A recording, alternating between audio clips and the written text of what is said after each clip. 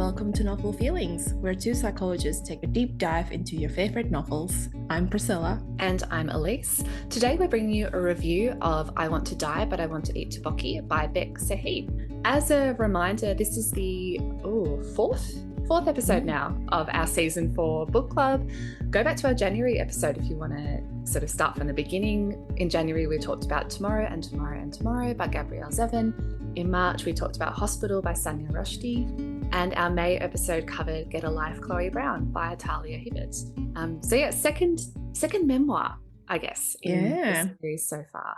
We are branching out of the fiction territory for sure. Definitely. And yeah, as a reminder, if you want to talk more with other people who are following along, please do join our Facebook group.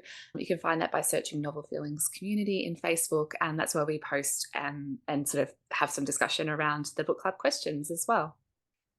Yes, and thank you to our book club partners, Amplify Bookstore. Amplify is a bookstore dedicated to books by authors who are Black, Indigenous, and or people of color, with the aim to diversify your bookshelf. You can purchase all of our book club books in a convenient bundle or purchase them individually. They are offering 10% off to our listeners with the code NovelFeelings10. So that is NovelFeelings10. And check out our show notes for all links and disclaimers. And you can keep up to date with us on social media at Novel Feelings everywhere. But before we dive into our review, Priscilla, how would you rate your week on a 5-point scale? Can you say 5 out of 5 busy?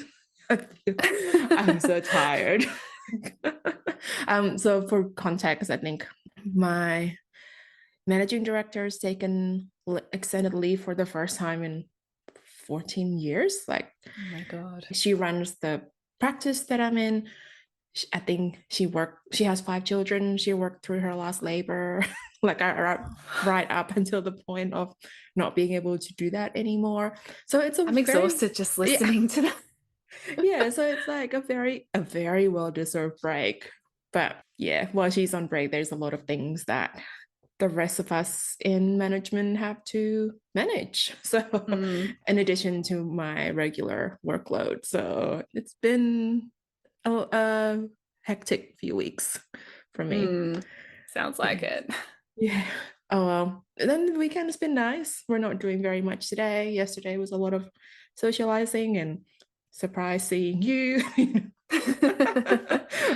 We on average see each other at least once a week. Yes. Not complaining, but that's just something funny considering how hard it is normally to catch up with friends. Yeah.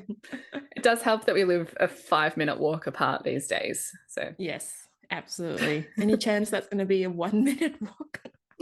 Well, funnily enough, in terms of my week, so yes, that's right. Yeah, I'll give it also a 3 out of 5 house inspections because we are right in the midst of trying to look at houses at the moment, and we're kind of going on average to 6 or 7 house inspections a week for the last few weeks. So it's a lot.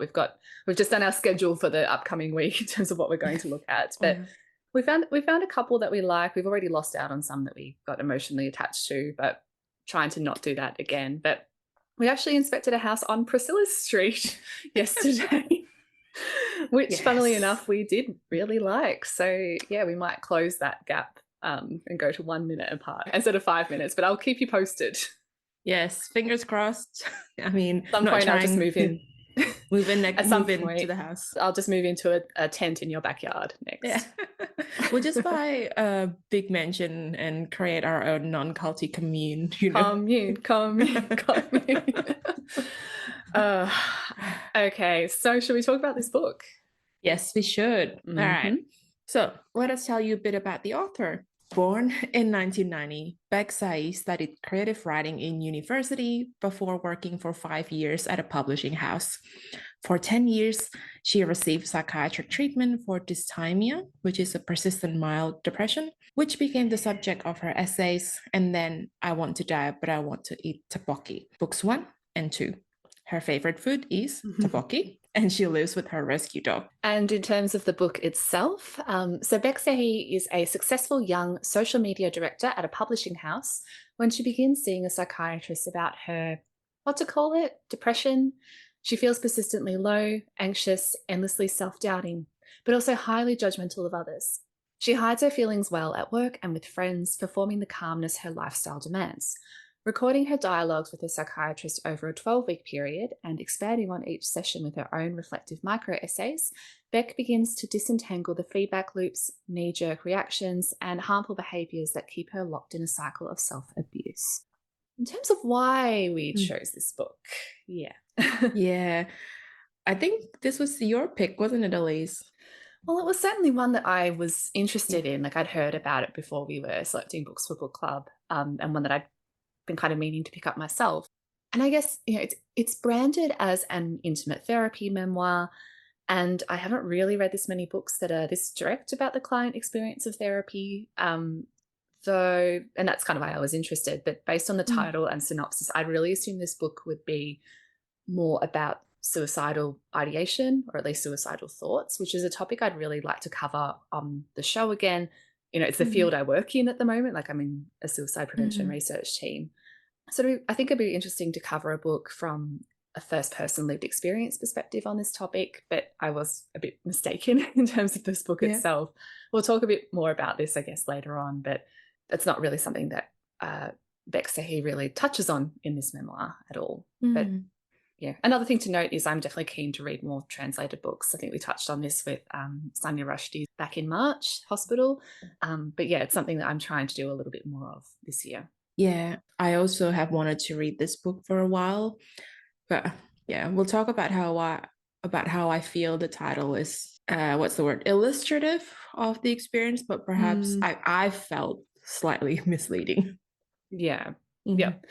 Well, in any case, what we're going to be touching on today, so we'll talk, of course, about the author's experience of dysthymia, where this comes from, how it affects her, and how she untangles her negative thinking patterns through therapy. We'll touch a little bit on body image and body dysmorphia, including beauty standards in Korean culture. And in the latter half, as it's a little bit of a spoiler, I guess we'll talk more about the psychiatrist treatment approach and what happens to the author after her therapy that's covered in the book. Great. All right. So let's dive into the non-spoiler discussions and reviews. All right. Let's start off by talking about dysthymia in general and the author / character. No, this is a full memoir. So we'll say, let's talk about the author. Baek Sehee, in this period of her life, is in her 20s. She's a social media manager for a publishing company. She's also a writer. The book consists primarily of transcripts of her sessions with the psychiatrist as she begins to seek help for her condition. Though did she ever call it dysthymia herself in the book? I don't remember. I don't think it was really explicitly talked about. No. Sort of talk a lot about symptoms, and the back cover talks about dysthymia, but yeah, I'm struggling to think if they actually talk about that diagnosis at all throughout the book. Yeah, because I remember 2 diagnoses being named, and neither are dysthymia. No. So, I mean, we'll talk more about those in the spoiler section, I guess. But in any case, the book is framed around Baek Sehee's experience of dysthymia. If you don't know what dysthymia is, it's a persistent depressive disorder. So where a depressed mood and other symptoms last for at least 2 years. So for reference, when people say depression, they're usually referring to major depressive disorder, or MDD. And major depression usually, it has to have symptoms for at least the same 2-week period. And the symptoms are a bit more impactful and intense, though you can technically have dysthymia with episodes of major depression. And I would say arguably that Sehee experiences this within the book as well. So it's this ongoing persistent depression. And I think for Sehee, this shows up as having low self-esteem, sometimes, in her words, overeating or drinking too much. That's never quantified, really. And she talks about having low energy. She seems to be really flat all the time, which is probably, I don't feel like suicidal ideation was ever discussed explicitly. But that's why I said the title seems illustrative, because it's just this sort of flat hopeless feeling. Though again, we don't really see Sehee talk about wanting to die at all. So not just, there's a difference between being suicidal and wanting to die. So some people want to die, like as in they want to stop existing, or they're just, might have these fleeting thoughts about things would be better if they were dead, but they're not actually thinking of harming themselves or planning to make a suicide attempt in any way. But yeah, even that sort of wish to be dead isn't explicitly talked about. But we know that Baek Sehee experiences therapy psychiatric treatment over about a 10-year period. So I certainly wouldn't be surprised if that was part of her experience, but it's just not something that's explicitly talked about in the transcripts in this book. I also would highlight, I did not realize while I was reading, which may be my fault for not noticing, I didn't realize it was 10 years. There's not really a time marker throughout the book. I don't think this book is actually covering 10 years, but I'm not 100% sure about that. My interpretation of this book is that these transcripts cover maybe 6 to 10 sessions over perhaps a few months, maybe a year or so at maximum. But I think it's only this snapshot in time, because we don't get a ton of context around it. We have these micro essays that are sort of like a one-page reflection in between the transcripts, and the transcripts cover, I assume, part of one therapy session. That was my interpretation as well. It makes it hard, I guess, when you don't know the amount of time this is taking, because like it's hard to say, is she experiencing all these symptoms all the time, or how long is that? Anyway, but she does talk a lot about struggling socially and often feeling worried about what other people think of her and whether she said or done the wrong thing, and having quite an overreaction perhaps sometimes to perceived slights. Yeah, so if somebody says something that she feels is insulting or is getting at one of her insecurities, she tends to spend a lot of time ruminating on that and struggles to sort of let it go or see an alternative perspective for why someone might have said something. They talk quite a bit about black and white thinking throughout this book in particular, which is, I guess, what's a CBT term, like a thinking error? Yes, absolutely. Yeah. Yes. A tendency that some people have where they see things in extremes, or all or nothing thinking is another way it's often called. So this is really common in depression and dysthymia, but also something that happens across a lot of different types of mental health issues. So yeah, if someone says something, she'll take it as very insulting and take it to heart, and kind of tries to untangle some of those things with a therapist or psychiatrist. But yeah, this is something that's certainly contributing towards her low self-esteem, which comes up many times throughout this book, is this idea that she just does not like herself at all, and just kind of sees all these negative traits in herself, whether or not they're actually there or they're just being blown out of proportion by her own perspective. It's a bit hard to tell at times. But we do see her being very judgmental of others, but I don't know if that's to an unnatural degree, because we're all judgmental sometimes. Yeah, absolutely. And I think, we also engage in some of these thinking errors sometimes, but perhaps the degree to which we do that is not necessarily debilitating. Yeah. She struggles to feel close to others, or to have relationships or even friendships that she feels comfortable in. She lashes out at people really quickly, for example. Yes. Well, one of the things that she really struggles with as well is body image. So Sehee references being unhappy with her looks and her weight at various points throughout the book. Like if a friend calls someone else pretty, then she'll assume that Sehee, is not pretty. This is not a mental illness. Like just the cost of being a woman in today's society. But I guess again, yeah, I think that's really tied up with Sehee's low self-esteem, and it becomes quite intrusive to her day to day. And, we wanted to touch on a little bit about body image and beauty standards in Korea, in particular, though we know that body image concerns are a challenge, particularly for women, but in a lot of countries worldwide. But Korea, from my understanding, and of course I'm not Korean, so I can never speak from a lived experience perspective here, but I understand that there are very strict beauty ideals in Korea in terms of facial features and thinness.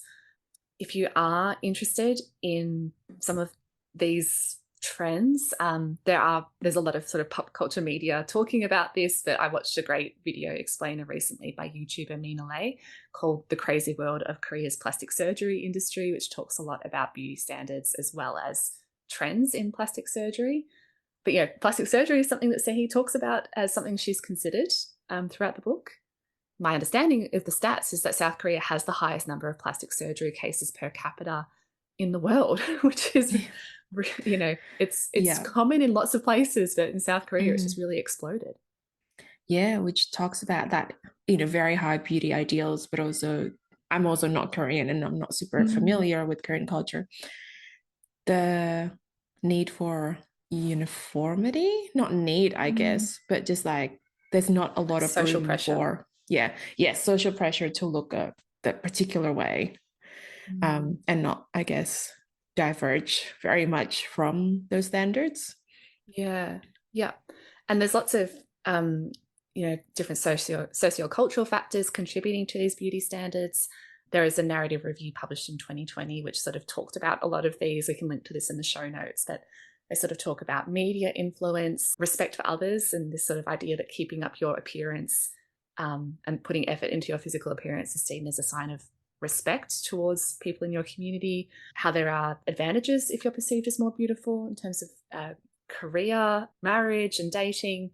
And then there's just a really high level of acceptance of plastic surgery too. So both intrusive and less intrusive procedures. I think this is a tangent, but this is like interesting timing that we're having this conversation, because in recent time, which of the Kardashians? Kylie, I think, and Khloe. Kylie and Khloe have started to talk about their plastic surgery in an explicit way. Yeah, I know. And so, and like lots of people, I mean, celebrities, but I assume also just regular women are taking up treatments, they're called, like Botox and fillers and all that. They have become, I guess, more accepted as well. I think there's still a lot of conversations going around that. But I think you and I have had this brief conversation of like, we're not judging the individuals, but really would rather not, you know, have that pressure on ourselves either. Yeah, and you know, even in Western countries, like there's sort of speculation that the COVID-19 pandemic and everyone sort of seeing their own faces all the time because we're on video calls a lot more, that's really contributed to this rise in acceptance or perceived need for these procedures. And then like so much of it is on TikTok and Instagram and other social media platforms, just really people openly talking about it, encouraging it. Getting sponsored plastic surgery is a big thing as well. Like I know Meghan Trainor received some criticism recently because she got her boobs done and she was talking about it as like a sponsored post. I'm like, I'm happy for you if you feel better about yourself after this procedure. But again, is this something that we, you know, I feel uncomfortable with audiences seeing this messaging and it being so normalized. Yeah. And I think it's interesting in the context of this book because there are several instances where Sehee references friends talking flippantly about the appearance of her and others. So saying that Sehee looks prettier in person than in a photo, or introducing her as like the prettiest girl in the company. It's funny because I was like, oh, that's so familiar to me. You know, coming from Indonesia, there where commenting about your weight and your appearance is not taboo yet. Like the number of times I would see like an auntie or just like a family friend and they'd be like, oh, you've gained weight or you've lost weight or oh, your arms are big now, you know. And it's just like, it's not intended to like hurt my feelings, but it's just like, it's just seen as normal to make that sort of remark. Whereas I'd say in like, I guess, mainstream Australian culture, it's certainly less common and less socially acceptable to just make comments on people's appearances and weight. But I guess, you know, we still see a lot of like, oh, you know, you're looking great. Have you lost weight? Those sort of comments, which might be intended to be a compliment, but still there's a meaning behind that in terms of, you know, the idea that losing weight or being smaller equals a good thing. Exactly. What I thought was interesting as well, like, because Sehee brings up her body image issues and all these like anxiety and insecurity during her therapy sessions. And the psychiatrist focuses on the thinking errors, I suppose, or her extreme thoughts. And the psychiatrist, who is not gendered or given any context at all, really, in the book, never points out anything that we've just discussed, any of these social cultural factors, which I think is a good reminder that therapists of any kind, no matter how highly educated, are a product of the culture as well, and can be influenced by the same sociocultural factors that affect their clients. Like, it's not uncommon to hear stories about, you know, people in larger bodies going to therapy and being given diet advice by their psychologists. So I think it's a good reminder to me while reading that we should be considering the bigger picture and not just focusing on what's, you know, this one person in front of us and nothing else. Yeah, absolutely. But I guess it's also worth mentioning that, you know, that sort of perspective is coming from us as readers too. So Baek Sehee in the book doesn't sort of reflect on that, or like the damaging cultural standards, or why her therapist is, you know, not talking about things in the bigger picture. Like, it's sort of our perspective coming in. So they're both clearly very entrenched in this very high beauty standard culture when they're having these conversations, and that's informing what they talk about and the takeaways that she gets from those conversations in the transcripts too.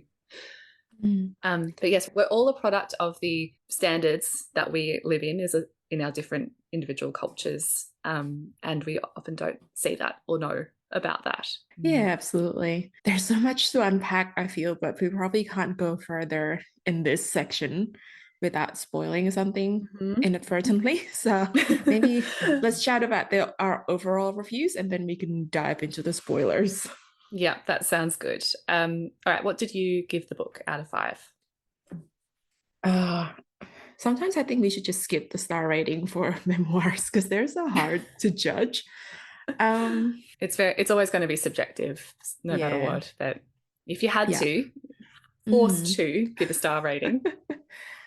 Are we giving 0.5s or anything like that? You can give a 0.5. Yeah. Go for it. Okay.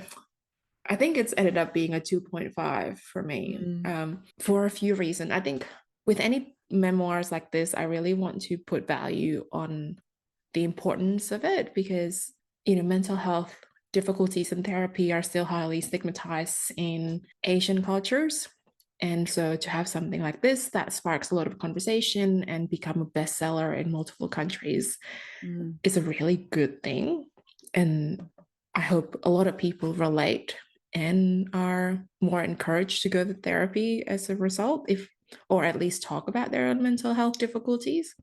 It's a fascinating choice to present the sessions in transcripts with almost no description of emotions, except for like occasionally in bracket crying, or in bracket feeling this way, or but it's always says feelings, and there's no description of the psychiatrist's facial expressions or tone of voice, or, you know, or even where they are in like space and time as well. Yeah, so the psychiatrist is just a complete blank slate that the reader, like, I reflect on I put tones and things on the words that the psychiatrist is saying, which, you know, may be accurate, maybe not. Because I know sometimes I would say things to my clients, but, you know, the words, like the tone, it matters. If I say, okay, get out of my room now, like, that's, you know, that's a joke. You know, it's not, I'm not literally kicking them out in that mean way. Yeah, a lot of the transcripts come across like as very almost like robotic, just because you don't have that information. So I don't, it's hard for any kind of warmth to come across, or like rapport to come across. Yeah, so I feel that sort of gets in the way of me connecting emotionally. Yeah, so I think in terms of impact, I would say there's some food for thought, but it's not deeply moving for me. I mean, the writing is not bad. I do enjoy the essays that are sort of scattered across the book, and mainly at the end of the book. But I feel because there's not that connection, I think my attention does go in and out.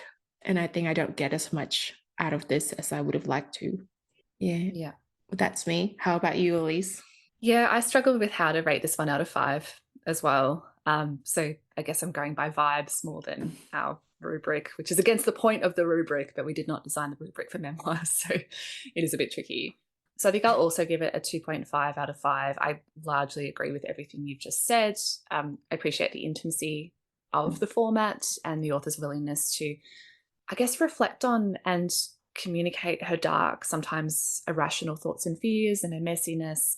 Will be relatable for a lot of people who've had, similar thought processes or have felt similar feelings of guilt or shame or self-hatred and just not really known where they come from and struggle to disentangle those. But that being said, it lacked some emotional impact for me for the reasons you've outlined. I would have loved more about the process of therapy and her relationship with the psychiatrist, and also to learn more about the author's background. And I did feel a lot of the therapy was unproductive at best. And I hope, readers just sort of see this as one particular therapist and one person's experience rather than sort of generalizing what to expect from mental health professionals in general. But yeah, as a memoir, I can't fault anything to do with the author's lived experience. It is her lived experience, and I do think that will be powerful for many readers. I think we want a bit more out of this book than what maybe it's intended. So, but I think there are already audiences that get a lot out of it. So that's really good. Yeah. And there was a sequel as well, which I think did quite well too. Yeah. I have so much to say. So let's all right, move on. Spoilers. Yeah. Okay, so let's talk about the psychiatrist's treatment approach, because I think between the two of us, we have a lot of thoughts. Yeah. I think also, just to go back to what we said about I think we wanted more out of this book than what it's intended. I have a lot of questions about the context of what is mental health treatment like in South Korea? Why did she go to a psychiatrist and are there psychologists? Are there counselors? But I'm also conscious that that's not what the book is written for. It was never about psychoeducation. It was just, this is my experience with therapy. So yeah, I'm not complaining about that boundary, but I think it's also impacting some of the things that we might be talking about here. Yeah. And before we go into this discussion, I'll also acknowledge we're not experts in the South Korean mental health system. So we don't know much at all about the types of training that they'll receive or what the expectations are going into therapy. We can't just apply an assumption that the version of psychology that we were trained in is appropriate or utilized in other settings. So with all of those disclaimers out of the way, though, I think we still have some thoughts that are worth sharing those. So I guess my overall thoughts, there were some moments of insight and clarity through the transcripts. So I certainly think there are times where they're having a conversation, the psychiatrist is pointing out, say, a negative thinking pattern or reflecting on a different way of seeing things. And I think Sehee got a lot out of those moments and definitely had these moments of insight. But one of the major issues I had with the psychiatrist's approach is that they would tell Sehee to stop doing something or to think a different way or change her perspective without really providing advice on how to do this. For example, just saying, I think you should get in the habit of thinking differently, or saying that reducing her alcohol intake is a matter of willpower. So we don't really see skill building. We don't really see exploration of predisposing factors, like what's contributed, like her early childhood experiences and so on. We get a glimpse of her home life with her mother and sister and references to an abusive parental figure. Really, we don't really get that background. So it feels very surface level, and that's what it bothered me. Every time there was a mention of her childhood, I'm like that pointing Leonardo DiCaprio meme, just talk about that. It's and then it just gets skipped over because they're talking about her thoughts patterns, and I'm like, but trauma, There's something here that you could go more in depth into. And at least, in the snapshot that we get, they don't do that. Yeah, I found that quite frustrating. Yes, same. I was like I think we talked about this as well off mic. Like the psychiatrists obviously train in cognitive behavioral therapy, Mm. but it's very focused on like step 1 and 2 of that therapy and doesn't go further to like the self-beliefs part of it. Like where did these Mm. negative beliefs that drive your thinking errors come from? And we just keep going back to like you're just an extreme thinker. Like just stop thinking in black and white. There's not even a lot of like behavioral activation. I think there's a little bit, but it's no advising to do like things that are good for her. It's a lot of like stop Yeah. doing that. Yeah. Just stop Uh, doing that. That's easy enough, yeah. right? And like I said before, like I think the lack of descriptions around the psychiatrist's mannerism or like tone of voice makes it really hard to know how these messages are delivered because they're obviously landing and helping in some capacity for Sahi, but it's so easy to assume that the psychiatrist is being quite commanding or condescending based on just the words, and we don't actually know. Yeah, it's just Yeah. and on that point of like the sessions being unproductive, again, the lack of time markers makes this really hard because there are people who will be in therapy for a long time, and that's due to a number of factors. It could just be you're dealing with burnout for a long time, or there are a lot of environmental factors that mean the individual can't just resolve things themselves and they just need therapy to be that safe space for a while until things change. Or there are lots of reasons why 10 sessions is not enough, for example, for some Yeah. people. Yeah. But because we don't know, there's not really, are we at the beginning, are we at the end, or is this the middle? It's Yeah. very hard to know if this is effective. Yeah.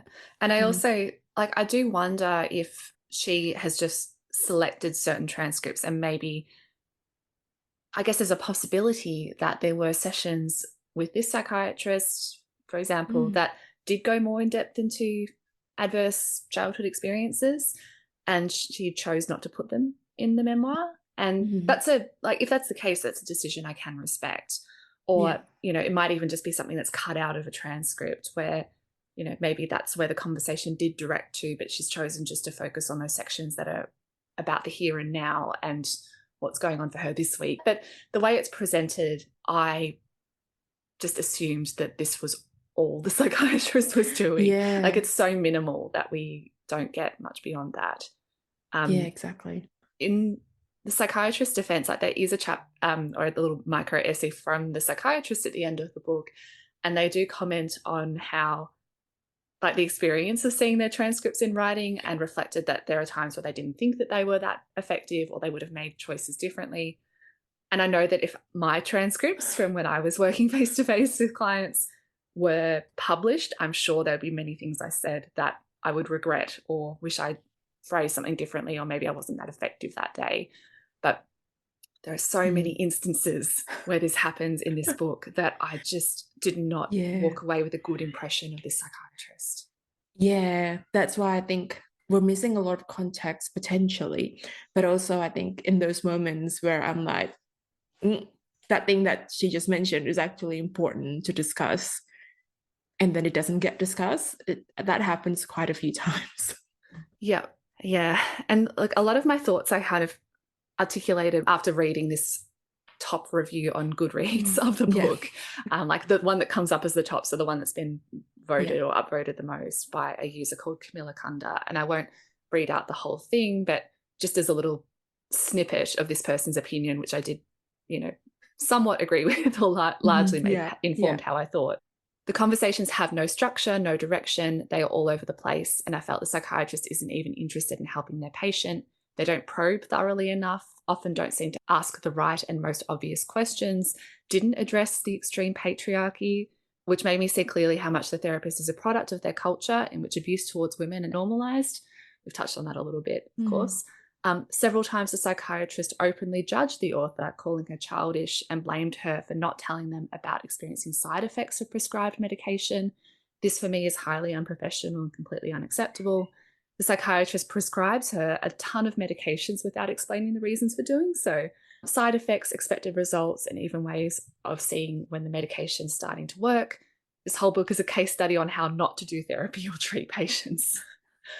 So like that's cut down just for pacing, but yeah, that's kind of getting at some of the issues we have. Yeah. Medication, like we should probably talk about the medication stuff as well. Yes, I actually was not clear again. My concentration was going in and out of this book. But was there ever mention how much medication she was on or what she was on? Because I know Not she was on clearly. something. Yeah. Yeah. I assume that she was probably on like an SSRI or something ongoing.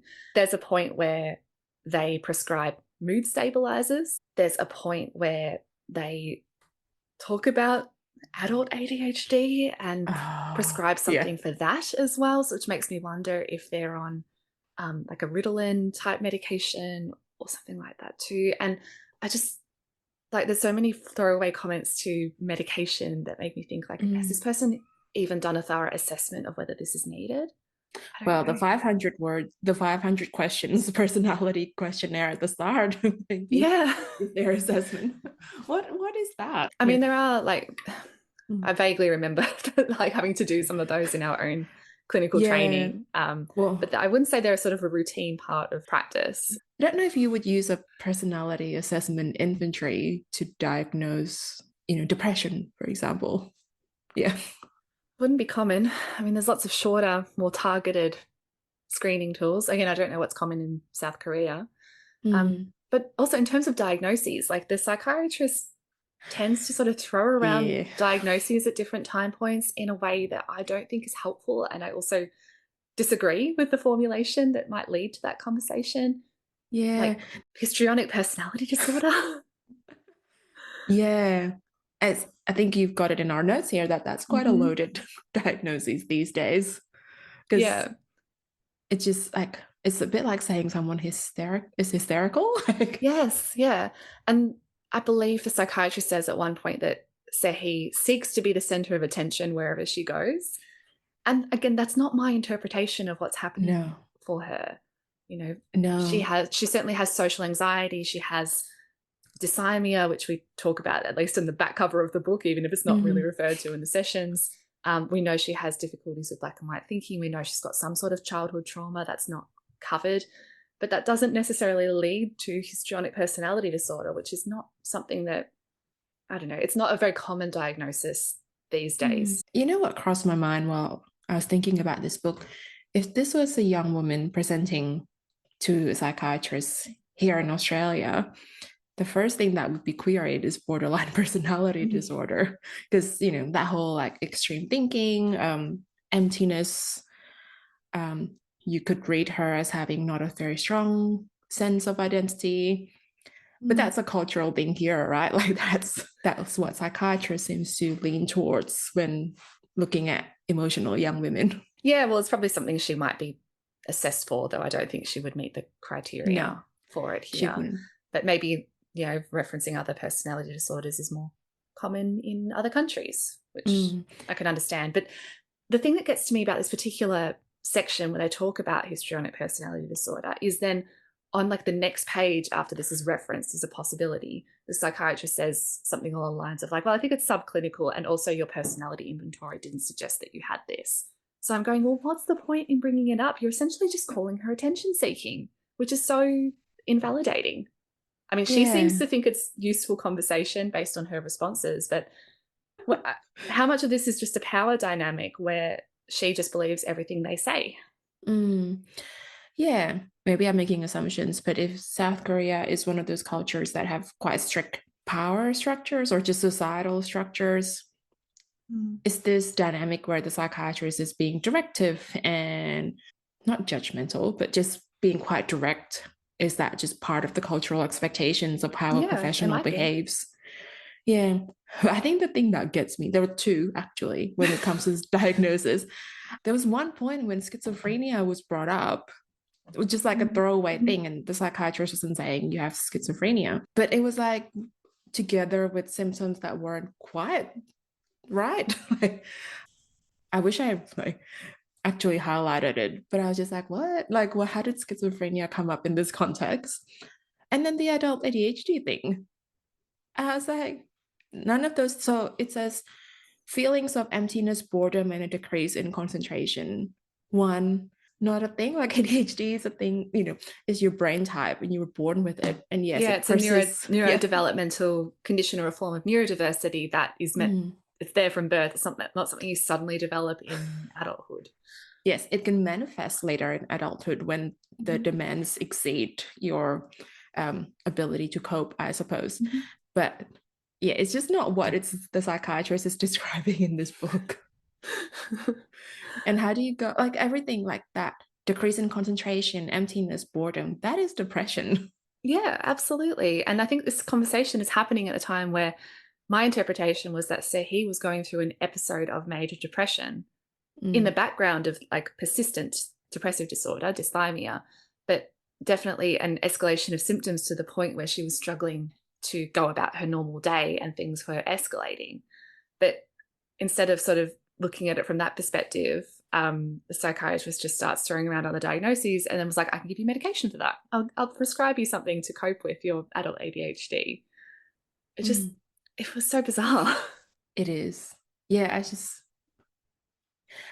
I think I need to extend some grace to the psychiatrist for all the things that we've talked about, like what's been taken out of the manuscript and were some of the things delivered actually in quite a compassionate tone. We just don't hear it, or other things. And as you say, the reflective essay, I think, was quite good to be included. I too would cringe so hard if someone wrote down all the things that I said as an like early career psychologist, or even, in recent sessions, if I hadn't said something perfectly. I don't know. Like, I don't want to be too harsh, but yeah, there are some things that don't sit well with me about this approach to the diagnosis and treatment.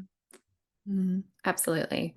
I did find a Reddit thread as well where some people were reflecting on their experiences of therapy in various Asian countries, and a few people did comment on their experiences with therapy being quite similar to Baek Sehee's as well, referencing how some people who've experienced or worked with a psychiatrist in both an Asian country and a Western country found that psychiatrists are often a lot more directive than they are in Asian countries compared to Western countries. So that does sort of underline our thoughts around maybe this is a cultural thing rather than just this individual psychiatrist, their approach.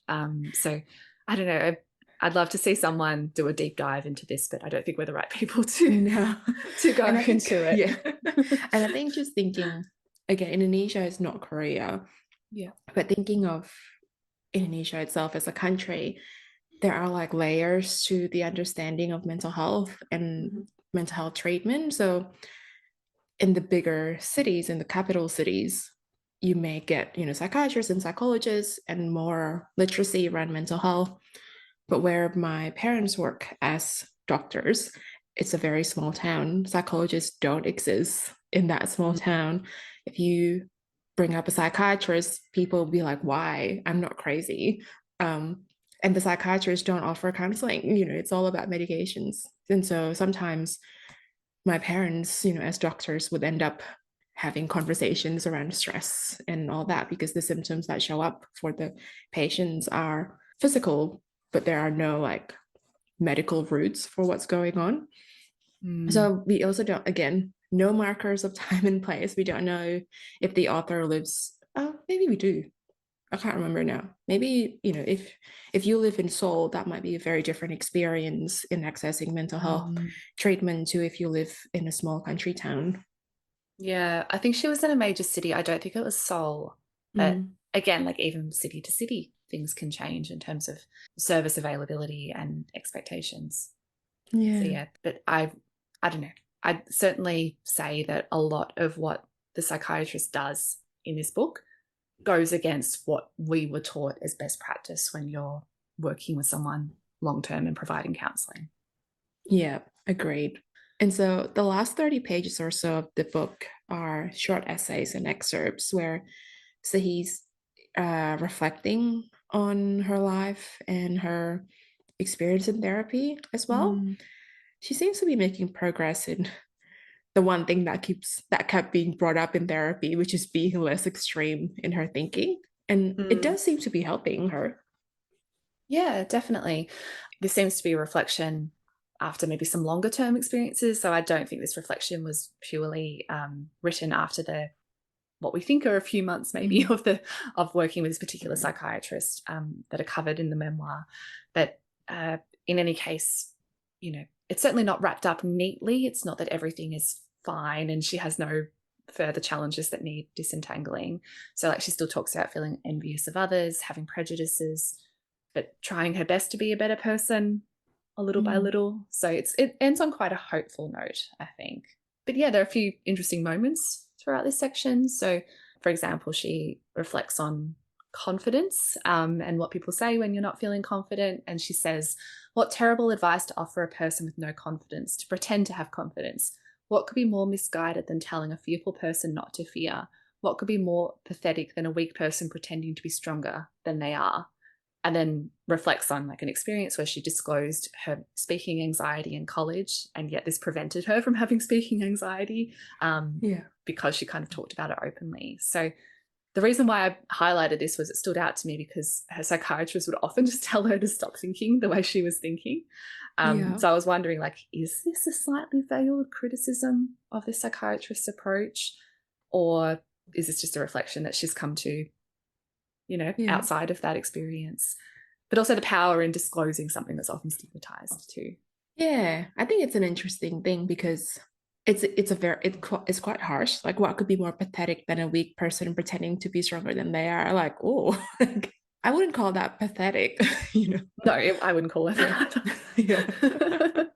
Like, I see what she's trying to say, that sometimes actually just being honest about what you're feeling is actually more helpful than pretending. Yeah. But I guess we do talk about graded exposure therapy, which is not pretending, but, you know, putting yourself in that difficult situation to try and build up the ability to be okay with it and reduce anxiety in the long run. Mm-hmm. I guess confidence is the same, right? So you can face things head on, and it's not about pretending that something is fine and something isn't scary, but like it's a process to get to that Yeah. point, and suddenly just you can't just flip a switch and suddenly fake it till you make it with a lot of these things. Yeah. And then there's talking about being told to cheer up, which I think a lot of people would agree with.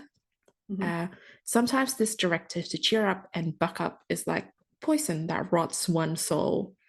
Note that the best-selling self-help books and essay collections of the past 10 years aren't about whipping yourself. They're about healing and consolation.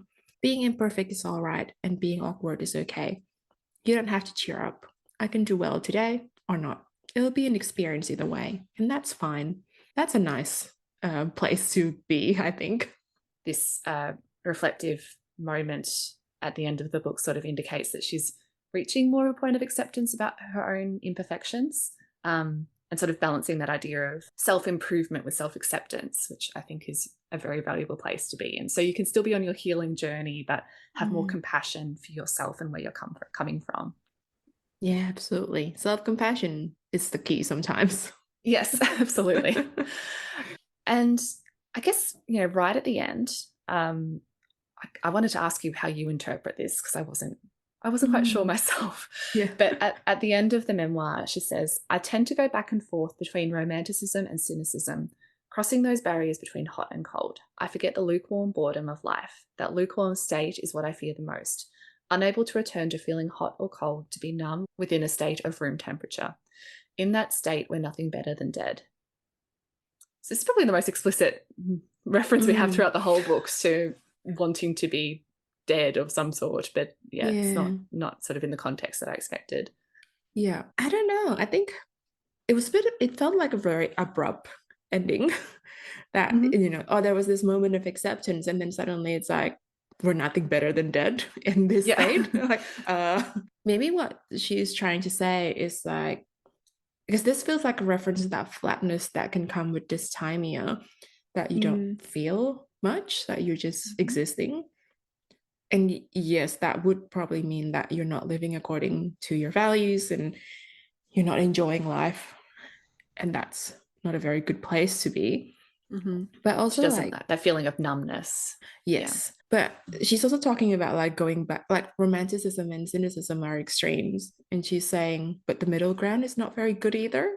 Yeah, so I'm confused because I think Yeah. the middle ground is good when it's contentment, like what she said before, that it'll be an experience either way, and that's okay. But if the middle ground is seen as boring, then that's completely different. Yeah, which makes me think maybe she hasn't reached this point of, contentment yet, because if her states of being are hot and cold, those are obviously two extremes, and she talks a lot about extremes within the book. But if her normal middle ground is feeling numb or feeling dissatisfied with life or just going through the motions, she's almost saying that's worse than hot or cold in the other extremes. So Yeah. like I'd rather feel something than feel nothing, which I can sort of understand that. Like I'd rather be in a point of extreme than just be living No. life in an unsatisfying way. But I don't know what to take away from it in terms of where she is now, because it's almost contradictory to a lot of the reflections she has in these micro essays at the end of the book, where those sort of imply that she's come to a healthier or more balanced state of feeling. The book does reference a lot of self-growth, but it's certainly not trying to say that things are all okay and that she's at a point of total and complete recovery, that there's still a work to be done and this is going to be an ongoing process. We know that she's been in some sort of therapy for 10 years, even if that 10 years is not fully covered in this book. And we know there's a sequel to the memoir. So perhaps there's more healing for her to do, or more benefits for her to receive from continuing on the therapy journey. Yeah, I mean, I do like that interpretation, because I don't think we ever want to say to people that you can be fixed by therapy, by a certain amount of therapy, and that I guess life is constantly a journey. And so, yes, you'll have your really good days where you're like, I am okay just the way I am. But then you'll have bad days where you're like, I am crap. But you don't want to get stuck in those days, in those bad days, I mean. Yeah. And so maybe this is just like, maybe the presentation of the two essays together means it's just indicative of that journey. Yeah, I think you've hit the nail on the head there.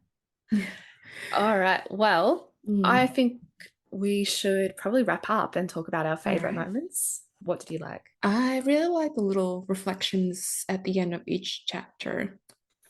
Particularly, my particular favorite was her reflection about how, what her younger self would think of her current self, which I think is actually one of the things that psychiatrists suggested that was really effective. Because it's a lovely way.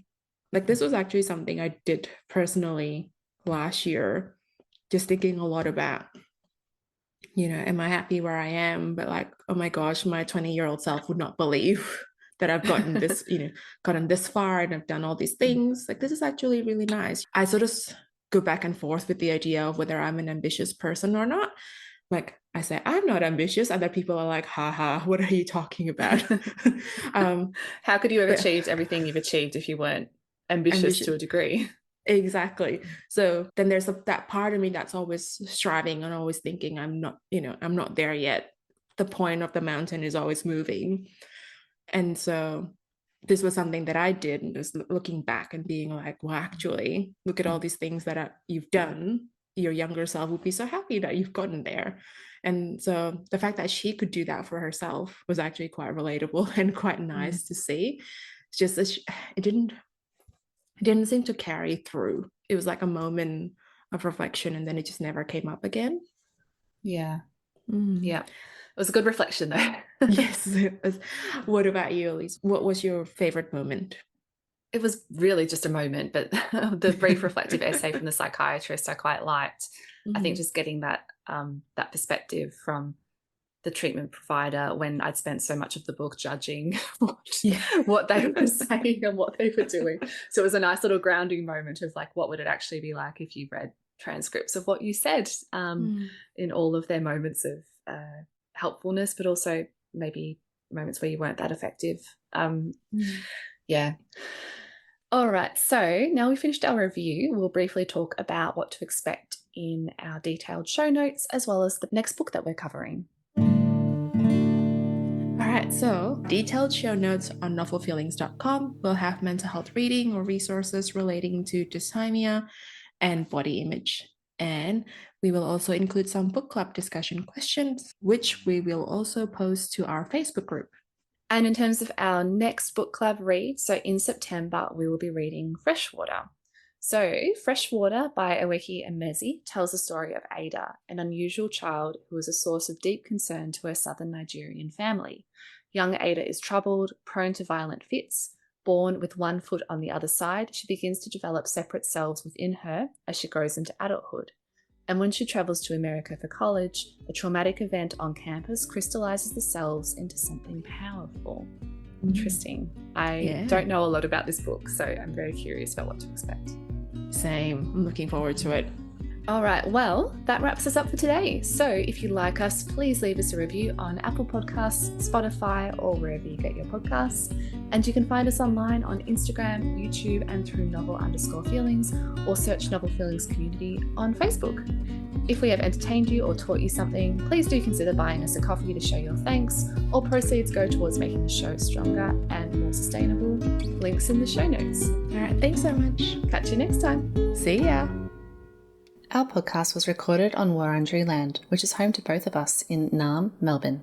We also acknowledge the role of storytelling in First Nations communities. Always was, always will be Aboriginal Land.